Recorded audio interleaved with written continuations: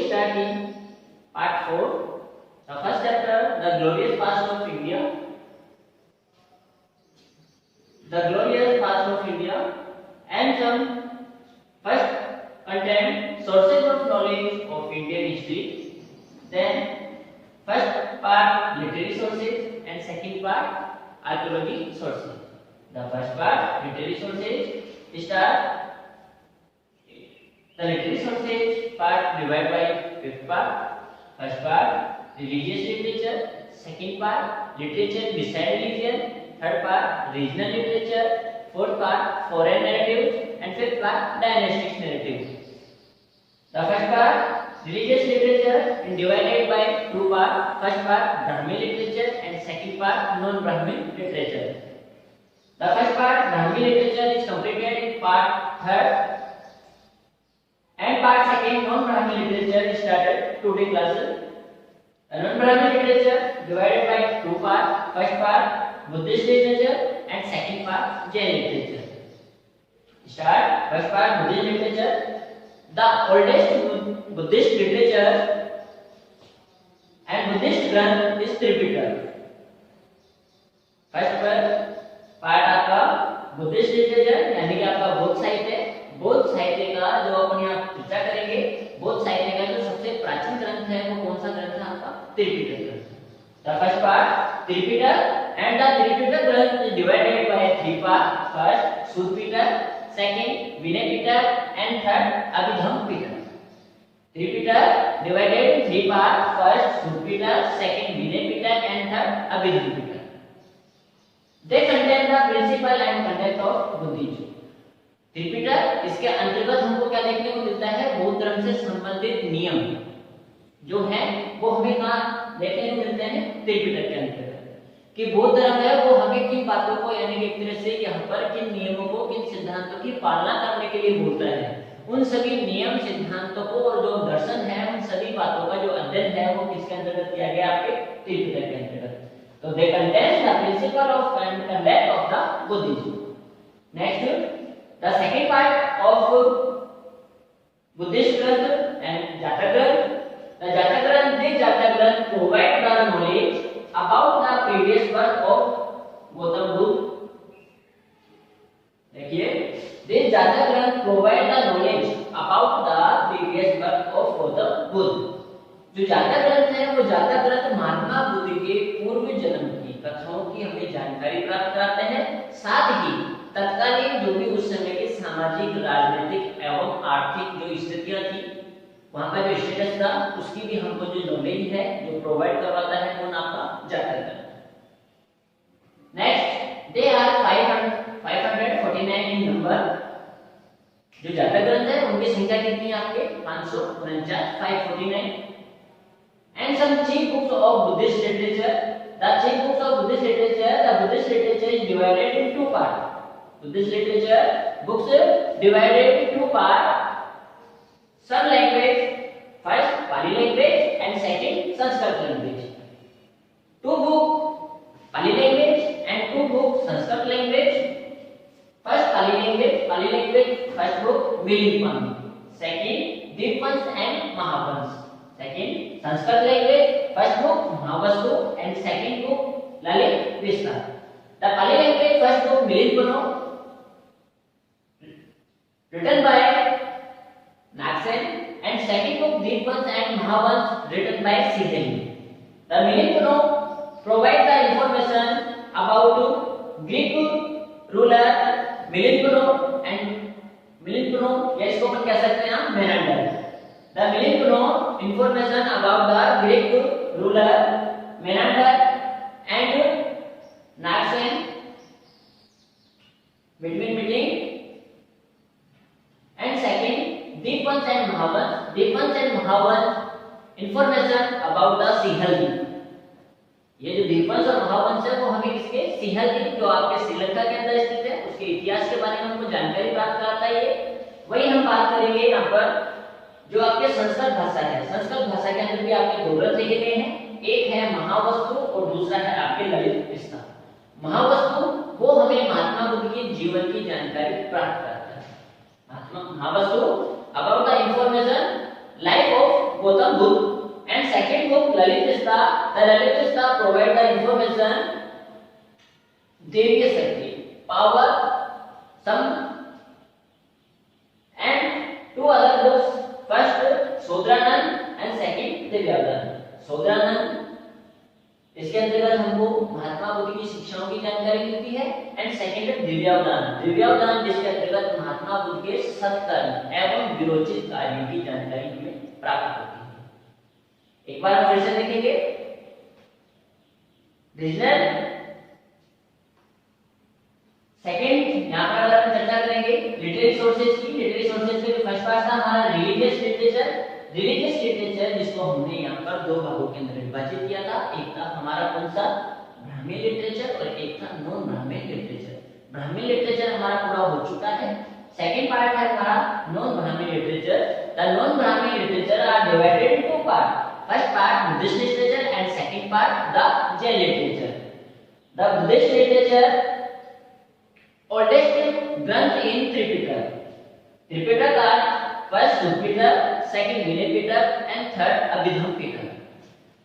Tripitaka Buddhist literature has played an important role in the information of ancient history of India. कि जो बौद्ध साहित्य है, बौद्ध साहित्य हमारा जो प्राचीन भारत है उस प्राचीन भारत की जानकारी प्राप्त करने के अंतर्गत उसका काफी हमें सहयोग देखने को मिलता है। बौद्ध साहित्य से हमें प्राचीन साहित्य, प्राचीन जो भारतीय साहित्य है, प्राचीन भारतीय इतिहास है, उसकी काफी जानकारी हमको बौद्ध साहित्य के अंदर देखने को मिलती है।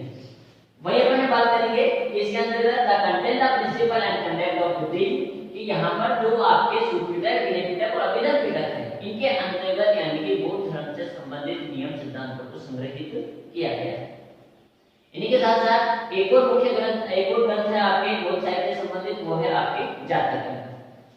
These जातक ग्रंथ provide the knowledge about the previous birth of Gautam Buddha. जो आपके जातक ग्रंथ है वो गौतम बुद्ध के पूर्व जन्म की, यानी कि उनके जन्म से पूर्व की जो कथाएं हैं उनकी यानी कि हमको जानकारी प्राप्त कराते हैं एवं तत्कालीन सामाजिक, सोशल, राजनीतिक, पॉलिटिकल एंड इकोनॉमिक जो स्टेटस था उसकी हमें संपूर्ण जानकारी यहाँ से प्राप्त होती है। उसी के बाद में हम यहाँ चर्चा कर रहे थे कि कुछ यानी कि आपके बौद्ध धर्म से संबंधित कुछ यहाँ पुस्तकें हैं। Chief books of Buddhist literature. The chief books of Buddhist literature is divided in two language, first language Pali language and second language Sanskrit language.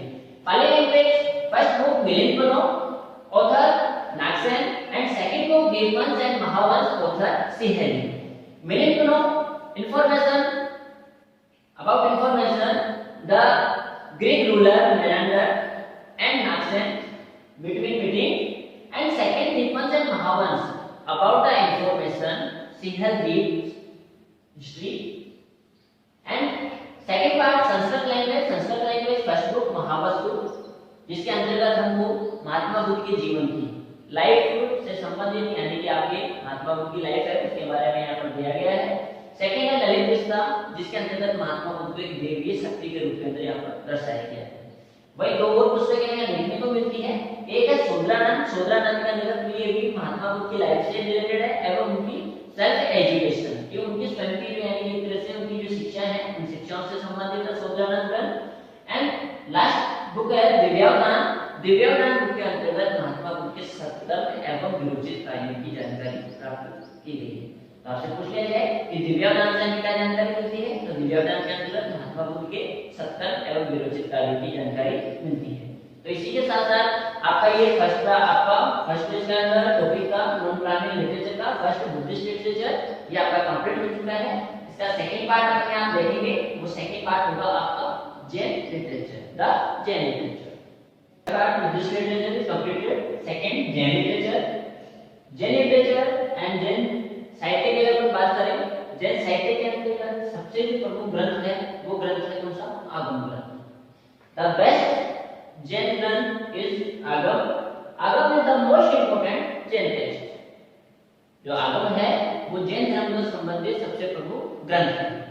यानी कि अपन ने देखा था अभी बौद्ध धर्म के अंतर्गत बौद्ध धर्म के दो प्रमुख ग्रंथ थे, फर्स्ट था हमारा कौन सा त्रिपिटक एंड सेकंड जातक ग्रंथ।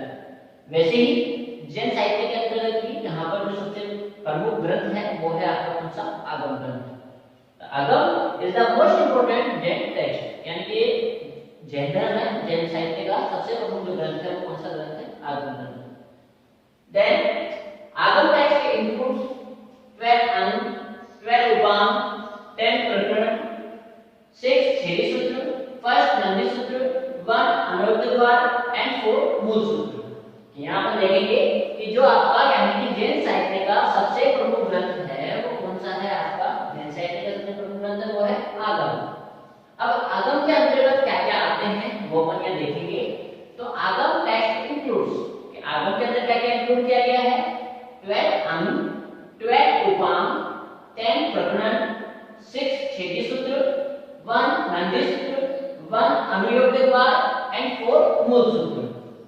ठीक है, आगम जो साहित्य है आगम के अंदर क्या क्या शामिल है? 12 अंग है, 12 उपांग है, 10 प्रकरण है, 6 छेदी सूत्र है, 1 नंदी सूत्र है, 1 अनुयोग द्वार है और 4 आपके मूल सूत्र है। उसी प्रकार में देखेंगे it was composed during 4th century to 6th century by various Jain sages। कि जो आगम साहित्य है या जैन साहित्य की बात करें तो जैन साहित्य को जो लिखा गया है उसकी शुरुआत जो की गई है वो कब? आपके 4वीं शताब्दी से लेकर 6वीं शताब्दी के मध्य इसकी शुरुआत हो चुकी है। उस समय आपके साहित्य है आगम साहित्य वगैरह जो आपके लिखे गए हैं, उसी के साथ साथ किसके द्वारा लिखे गए हैं? तो कुछ हमारे यानी कि जैन मुनि हुआ करते थे, कुछ हमारे प्रमुख व्यक्ति थे, कुछ जैन मुनि थे, उन्हीं जैन मुनियों के द्वारा आपके इन साहित्य को लिखा गया। The Jain literature written in Prakrit language, Jain literature written in Prakrit language कि जैसे अपन ने देखा था बौद्ध साहित्य है आपके 2 लैंग्वेज के अंतर्गत उसको डिवाइड किया था अपन ने, 2 भाषाओं में लिखा गया था, एक की पाली भाषा और एक की संस्कृत भाषा।